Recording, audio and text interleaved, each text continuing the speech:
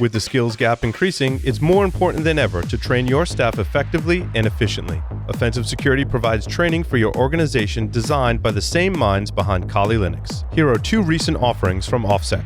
OffSec Academy gives you the chance to earn industry-leading OSCP certification with dedicated one-on-one mentoring. You can also try Proving Grounds Enterprise, created exclusively by Offensive Security's InfoSec experts for highly realistic simulated networks. Visit securityweekly.com/offsec to learn more.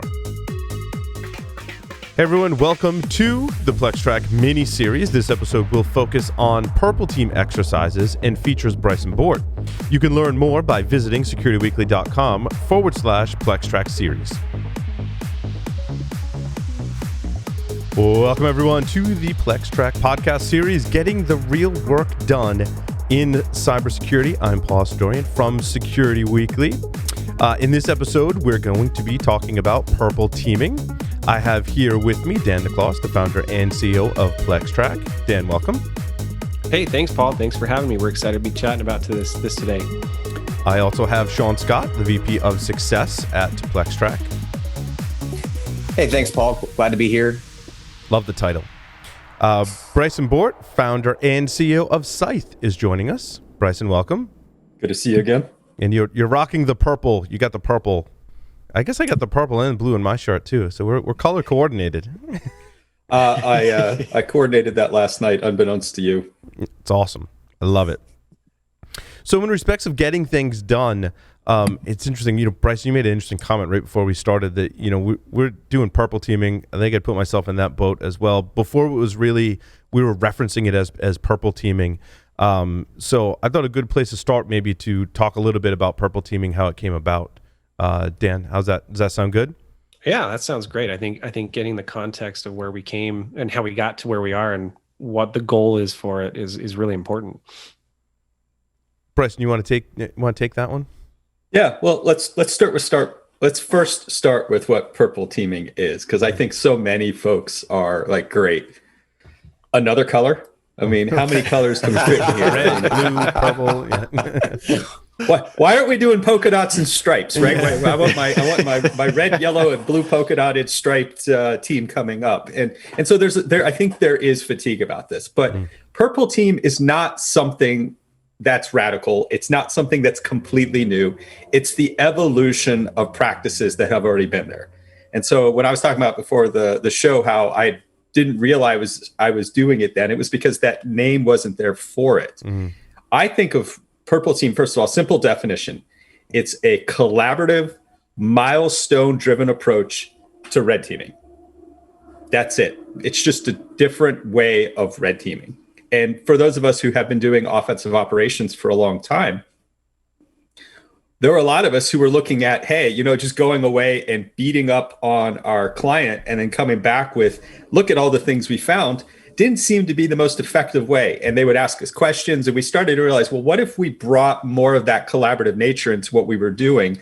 And so that's where I found myself incidentally talking around, working on, I really want to emulate realistic adversaries and not just do we wins. And I wanted to help the client get a lot more from the engagement. Is it more like an exercise, as we would kind of reference in more of a military term? Is that accurate? So where you can have, so everything's on a spectrum, right? Like you can do red teaming in lots of different ways. And there's that crossover to where it becomes different levels of purple teaming. I mean, the most simplistic purple team is offense and defense working together. But where you're going is you can absolutely use purple team concepts to bring in the executive leadership to have a strategic nature to the understanding of what you're doing. And I think it's good to call it an exercise, because with the milestone-driven approach, we have a very clearly understood left-right limit, scope, and then the actions that our adversary is going to be taking that we're working on together. Dan, your thoughts on purple teaming, because I know this is strategic to your mission at Plextrac, to be able to capture the results, right? I think is probably the primary goal, right? Yeah. I mean, when we talk about like a milestone-based approach, you really need an effective way to not only collaborate throughout that entire process, right? Conducting purple team engagements in a periodic and in a strict cadence, not only using external service providers, but doing that as an internal function is really important. And so being able to track those results of each assessment, being able to collaborate on the findings and the fixes and the remediation life cycle are vital to being able to achieve those milestones. And I think, Bryson hit it right on the head in terms of like the community, especially in the red teaming community, has really been focused on this for a long time. I think it's a new concept to, your traditional SOC operations or your defensive, engineers. And so being able to understand what the adversary is doing, being able to collaborate during engagements and have a better idea of what the attacker is actually potentially doing on the inside is really important. And so that's why, we talk about, having this milestone-based approach to collaborate throughout that entire life cycle and really truly stay focused on the mission that everyone should have, is like improving the security posture so you can detect adversarial activity as early as possible in that life cycle. We've used the term milestone quite a bit already. What are some examples of milestones in a purple team exercise? Go ahead. I mean, I would say, you can start small, and Bryson, you definitely can chime in here too. But I would say, even if you're just getting started, start small. Like, hey, we want to take something from the MITRE ATT&CK framework, take like a technique within lateral movement, and we just want to start. How well can we detect these things? Can we emulate this activity in our environment, and can we detect it, right? And then you continue to grow from there. I love to hear what Bryson has to say on how they set their milestones with some of their engagements. Yeah, so Dan offered the adversarial-driven milestone, and MITRE ATT&CK, of course, is a wonderful compendium of those. I do like to note it's not a complete compendium. They're still discovering new ones. The SolarWinds hack uncovered a few new techniques that are going to be added to it in the next version. But there's also the defensive-driven milestones. Maybe we want to look to see if our firewalls catch certain things. Maybe we want to see what our EDR does or doesn't do. And so there's different approaches from different angles. And yeah, I mean, fundamentally, anything you're running on the network is technically going to be adversarial. So it's going to fit into that. So you're naturally going to be doing the TTPs. The things I like to stress here is that that minimum scope, of course, is going to give you minimum value. If I'm just looking at one command, that's a very simple check. The full spectrum of that is I want to be able to evolve where I'm working step by step through a realistic overall campaign. And the reason for that is context is so important. My favorite example to give to that is like screenshots. We all take screenshots all the time. Well, when is a screenshot good or when is a screenshot bad? And being able to start to put that in the context of your environment by working that within, well, I know if I see somebody doing these kinds of things, then I can start to tell where a screenshot preceded by these actions and by these followed by these actions is credential theft, because that leads, like going to Dan's example, to this kind of lateral movement. And this is how that looks in my environment. Being able to tie that whole thread together now gives you a holistic assessment of the people and the tech. And then, of course, going to the exercise part, you can bring in process to it. And now you're really doing a very realistic, complete assessment of all aspects of defense in your enterprise. Yeah, and I think that's a great point because, a lot of directors of security or CISOs today, they're asking they're starting to ask deeper questions. We've come to this age in our, industry where we've invested a lot in our cybersecurity infrastructure. And now we want to start seeing like, how well is it working, right? Are the things that we've invested in, like the firewalls, like the EDRs, are they actually being configured correctly? Are we working? Do we need to replace them? Do we not even need to have them at all because they're pointless? And so I think that, an effective milestone-based approach with the Purple Team really helps to identify the answers to those questions. I'd be curious to know what Sean has to say related to some of those discussions that he's had with, some of our customers. But actually, I'm actually going to harken back to my DoD days a little bit.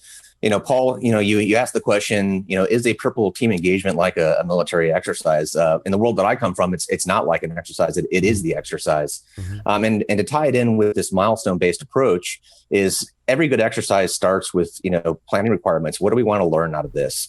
And, to Bryson's point, it could be an offensive objective. Are we susceptible to these things? Or a defensive objective? Are our defenses going to protect us against these things? And so while absolutely 100% agreement with Bryson's discussion about the need to step through all phases of a campaign to really effectively test all those things, one of the challenges that I am seeing today with the customers and partners that I'm working with is just, quite frankly, the tyranny of the now. Very few people have purple teamer in their title, and purple team is a thing that's brought together by, with people who have other responsibilities. And so some of the bigger challenges that I've seen in the debriefs of our partners who are actively using Plextrac as part of their purple team engagements is just they overscope. They always put way more in than they ever have time to actually accomplish. But instead of, I think, a more effective approach is, let's be realistic about what the milestones are that we're trying to achieve in this particular engagement, but let's plan more of them so that we can get to the full campaign testing over a defined period of time in a realistic way. How do you balance testing the process and testing the various defensive tools, right? Because it sounds like you don't want to narrow the scope so much that you're only testing a few different processes, maybe a few different tools, but maybe perhaps focus on some of the tooling first.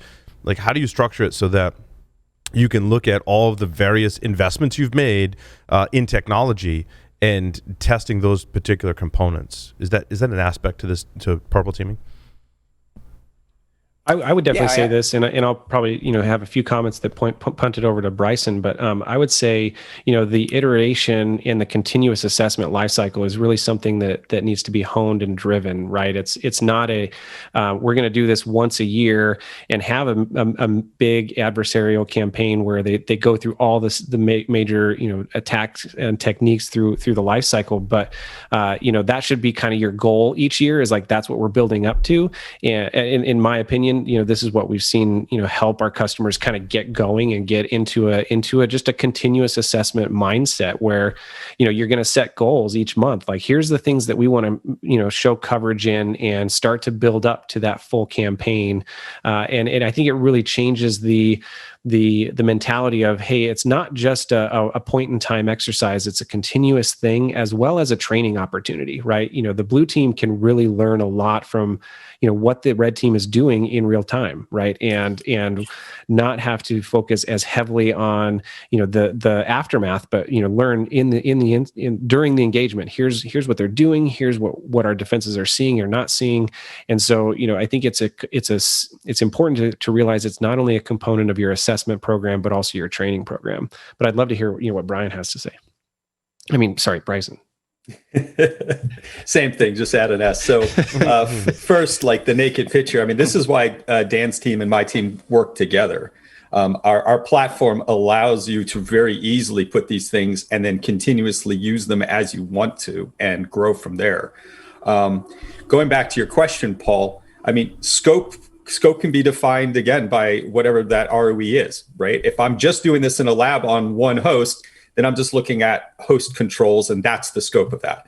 If I'm doing this in a production environment, maybe I start to include the fact that the IR part of this doesn't know what's happening, and so they respond to this like a real assessment, kind of like what you would get out of a black box red team. And so I can now see what that process looks like, tied to the tools of what should they have seen, when should they have seen it, when did they see it, and then measuring their response time on that. And then again, this is what the SCYTHE platform does, is it allows you to repeat that. And the value of repetition is the fact that, one, things change in the environment, right? A business is constantly trying to do different things. Different users are doing different things. Everything is changing. And that's affecting what your defensive stack is able to do.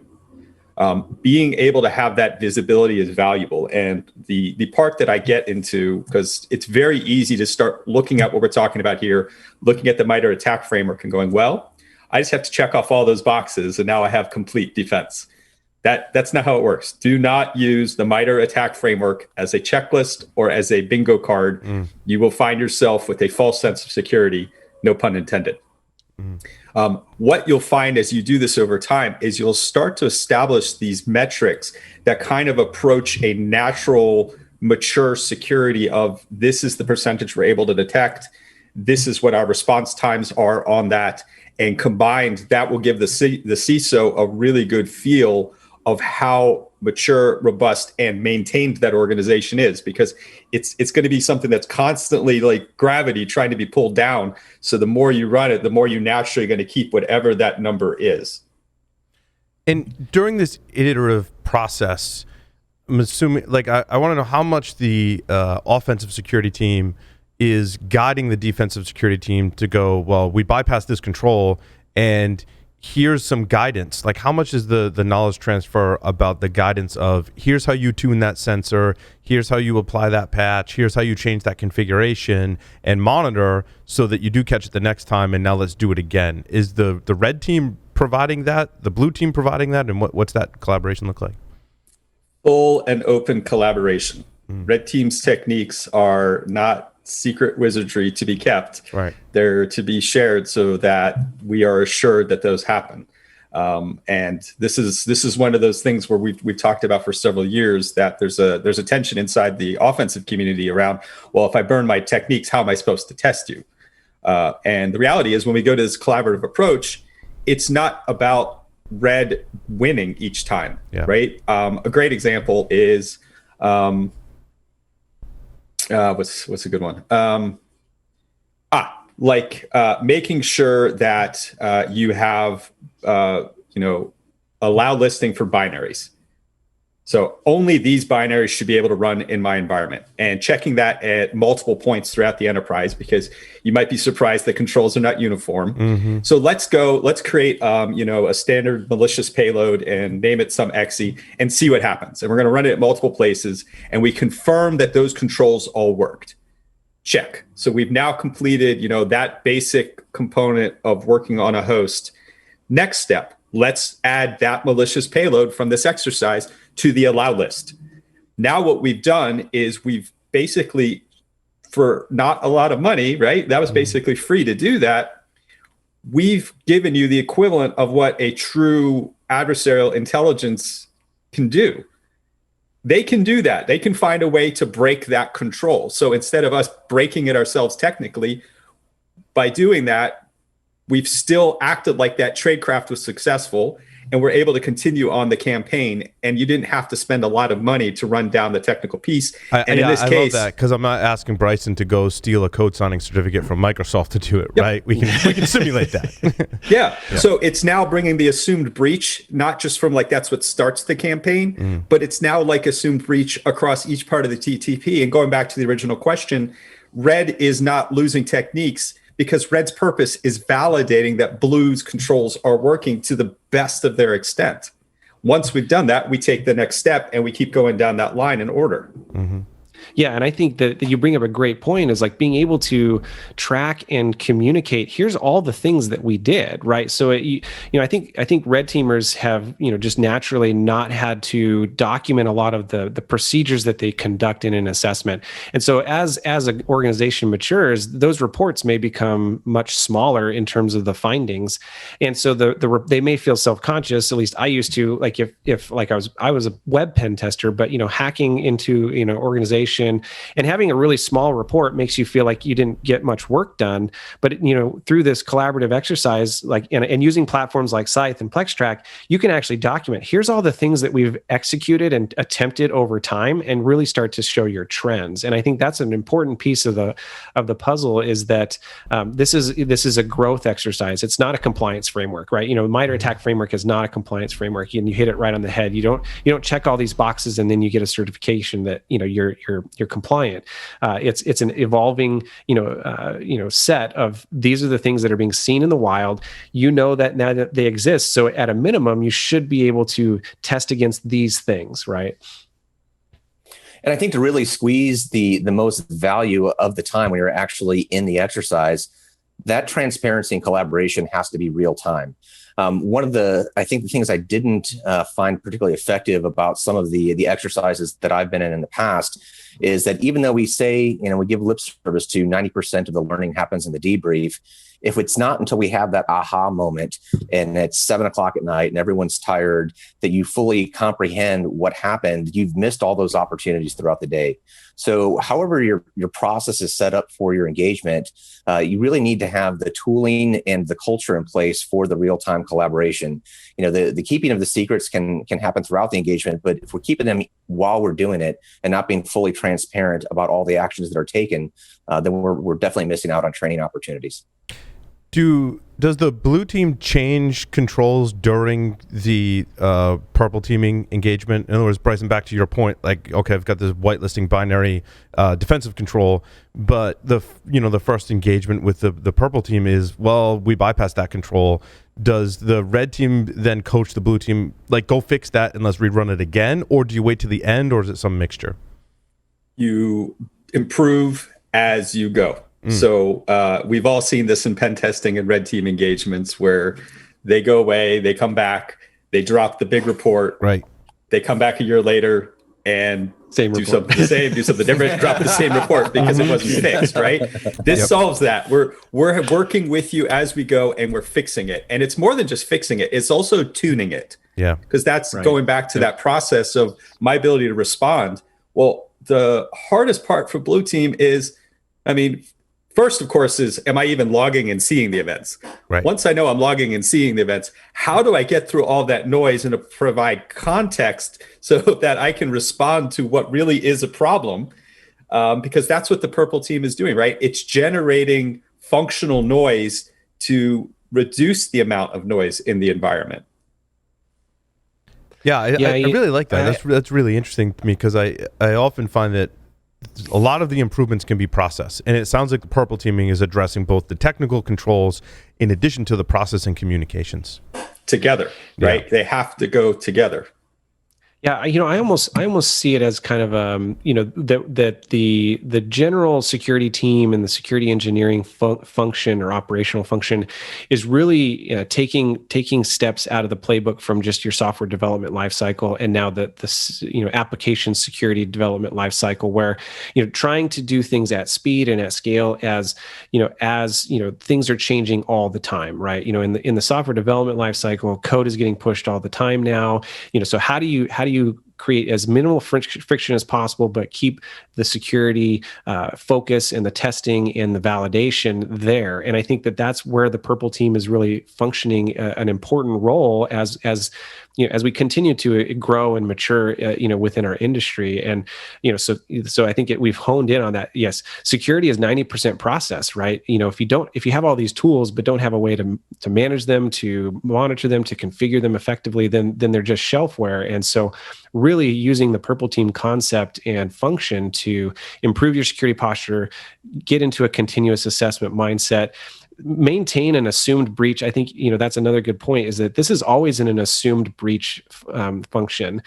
There's nothing that the SolarWinds hasn't taught us that everything needs to be an assumed breach at this point, right? We can continue to focus on phishing exercises and security awareness training. It's important, but somebody's always going to click on a link. Something's always going to get through, right? So continuing to hone on that defense in depth and making it a continuous process. And that's where that automation really helps come into play as well. So I'm going to push back on Dan on that. It does not have to be assumed breach, right? It doesn't have to be assumed breach, right? When we talked about like the allow listing for application execution example, you can do that the hard way if you want to. And there might be value for your organization to spend money and significant resources, right, to figure that out. Going to the assumed breach model. So as a former Army officer, I keep everything stupid simple because I'm not that smart. The blank look is not fake. And so the way I break this down is there's 3 phases to an attack. Reconnaissance, I need to collect intelligence, so I put my target package together. Access, I need to get in. And then post-access, what do I do? And so assumed breach is just saying, I'm going to start in a post-access environment because, going to Dan's example, like with SolarWinds, and like, again, we'll see probably something next week and the week after that, there's always going to be a way in. Part of that is because it's not only a technical problem, so there's always a way in. But there can be value in understanding what you look like at the reconnaissance phase, and there can be value in understanding how easy or hard is it to get access, knowing, of course, that you're not really comparing against a true capability, but it is a simulacrum of a snapshot of that understanding. The reason assumed breach is valuable is, again, one, it is going to happen, and so you might as well start there, right? Two, is contextual business risk. What an attacker does to you starts in the post-access phase. Access just gives me shell. Post-access is where I steal your things or I'm, breaking things. Being able to work with what you can control as defense, because this is one of those things where defense always feels like, oh, this is just what happens to me. Well, here's an area you can actually control it, right? Those are your hosts that you have controls on and your people that are there. That's your space. You can control that. And so focusing the effort on bringing those components as best in your control to really highlight the things that can happen. That's why the assumed breach model is so valuable. But I do want to caution that doesn't mean it's the only way that you can do things. You can still do it the hardcore way. And there are definitely organizations that has value for. I completely agree. Yeah. And I think kind of where my perspective was on that is that, that there's been a lot of focus on just getting in, right? And once they're in, it's just easy, right? It's the donut example you had right before we started, keeping right? people focused on what happens post access. No, but I completely agree. Yep. It's that hard, crunchy outside and soft, chewy middle we were referencing with donuts earlier. But my question is, when you think about where to start and focus a purple teaming engagement, and I'm sure the answer can be it depends, but do you focus on, from a blue team perspective, where I think I'm strong? Or do you focus on an area that the blue team believes we might be weak in? Or do you identify those things and then kind of map a strategy? I'll give my perspective and then I'll punt to Bryson. But, when I was a security director, we started doing this internally. We had a small blue team, had a couple guys on our team that had some offensive experience, but not a whole lot. They had gone for they actually achieved the OSCP. So we're really excited about that. So we just sat down as a team and we thought, okay, where do we think, what does our gut, say, like, here's where we think we're weak. We've invested in this next gen firewall. We've tuned that for the last year, and we've got a SIM that's, providing some pretty honed alerts, so where do we actually think that our weaknesses are from a gut perspective? And that's really just the context of your environment. And so that's where we started some of those purple team exercises, taking kind of chunks at a time out of those, tactics in the attack life cycle. And so we started with, something around like lateral movement and privilege escalation. We felt like we might have some gaps there. I think that's going to really depend on the context of the environment. But that was the approach that we took, and it did show fruit. And I would piggyback on that, Dan, that while a lot of organizations are not going to have the level of maturity necessary to get to this level, if you've got any way to derive local threat intelligence, if your SOC is not just playing whack-a-mole and responding, but actually doing some roll-up and providing some sort of ideas and feedback about where do we think that bad things are at least being attempted. But once again, you've got to have a certain level of maturity to have the ability to derive local threat intelligence. Yeah, I think that really brings it together. It's where is your maturity, because that's going to drive your focus. If you do not have a lot, you're probably right. Maybe validate what your MSSP can see, your EDR, AV. What actually does it do? I mean, the fundamental thing here is we're validating our assumptions. Almost every single one of these engagements, I think there's only been one out of all the ones I've done where they said, hey, we want to check this. We're pretty confident that, we're paying this amount for this product. And it didn't catch it. It didn't work. It did this or didn't that. And it's not a fault of the security product vendor. It's the fact that you can't just install a product and it'll work with its default configurations. There's the difference what happens in a lab, and then there's what has to happen with security being tuned to actually work in an environment where it's not stopping users from doing, the legitimate business process they're trying to do. So you're validating the assumptions that matter, and then you're again going back to what we said at the beginning. You're iterating continuously from there to maintain that maturity and tuning that you've achieved. How does Plextrac help us with our purple teaming exercise, and to a certain extent also, how Scythe plays into the picture? Yeah, absolutely. So, I mean, we provide a platform for that collaboration and the continuous visibility into the testing assessments that are going on, and being able to pull in, resources like results from Scythe, right? So that you can automate the activities, but, it provides that central collaboration point. And then you have that historical record over time to be able to track analytics and continue to report up the chain. Here's how we're growing. Here's how we're making progress in our security posture. So it really serves as that mechanism for the central point for collaboration and being able to report the issues that are coming in, be able to quickly remediate and track the remediation life cycle within Plextrac. And then we integrate with Scythe, so being able to bring in the automated campaign data so that you can continue to focus on that continuous assessment mindset. We've talked a lot about milestones through this segment. And one of the key things that I find that our partners find value in is that through runbooks, Plextrac really helps you keep the engagement on the rails. Once you have taken the time to do the proper planning, you've set the milestones, you've identified the procedures you're going to undertake to test whether or not you've achieved those milestones.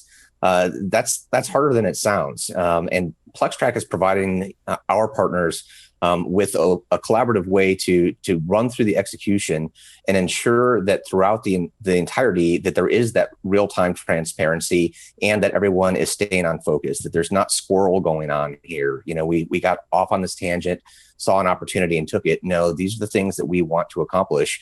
We can definitely add things in real time. If there are targets of opportunity that we wish to engage, we have an easy way of bringing that in as well. But ultimately, we talked about the importance of process. Process is great, but you also need the tooling to ensure that everyone follows the process. So Plextrac helps keep us on process and assist with all that data collection to track that remediation so that the next time we do this, hopefully we're scoring better. Yeah, it's amazing to me, this concept not only applies to a purple teaming exercise, right, but to lots of other activities that you may do in a business. And that is, there's so many different tools we can use to collect this data. Like, we're going to share some notes on Notion, Bryson, and we're going to do a purple teaming exercise, right? Then we're going to cut a PDF and we're going to share it on OneDrive or SharePoint or some mixture of however those products work together, right? Then we're going to email it around, and then there's going to be Slack notifications. Right? And what I like about Plextrac is we can really solidify that this is the platform, because in a purple teaming engagement, in just speaking with all of you, super important that everyone's literally on the same page working off of the same platform. I think that provides a tremendous amount of value. Dan's like, yeah, you should buy it, right? Yeah. Let me pitch Plextrac here, right? Like, the biggest thing I think here, besides keeping it on, because one of the challenges to the way we've done things over time, and now we're saying, hey, we're going to make it a little harder for you because we're bringing more people into the room, we're bringing more into the room, we're bringing more process, and that's more effort. And that's the daunting part of this stuff. Well, there are tools that help make that easier, right? Plextrac makes that easier. And so for not a lot of money, you suddenly find something that's doing what a tool is supposed to do, which is make your life easier to run this. But here's the part that I think is really going to appeal to a lot of folks. What if your output reports were written for you? It does it for you. It's so cool. Like, I don't have to do all that writing. And that's the part we all hate the most. Everybody wants to be a elite hacker. Nobody wants to be the technical writer. Plextrac does that for you. And arguably, it's the most important and most valuable part of the entire engagement is that report. If I can't communicate it, I can't make it happen. Right. Yeah, exactly. We've also discussed one of the challenges being limitations on bandwidth and time and overscoping. And one of the things that I really enjoyed seeing as an addition to purple teaming is the introduction of these automated threat emulation tools like Scythe, because we've only got so many hours. Everyone's got jobs to get back to. This engagement's going to have an end time. If we want to obtain the most coverage how can we automate that? In some of the debriefs recently that I've had with clients who've been performing purple team engagements, a lot of the challenges and failures, quite frankly, came from failures of them to implement the tooling. Things just didn't work. They couldn't test the thing because they went and they pulled down some procedures, from some website and tried to run them, and it failed. If you can have a turnkey solution that allows you to test things in an automated fashion, you can definitely gain a whole lot more productivity. So we're huge fans of tools like SCYTHE, and that's why we're happy to partner with them. Yeah, absolutely. I mean, I think if there's one other thing that is an important concept is that, everybody knows that there's going to continue to be a shortage of talent and skills in security.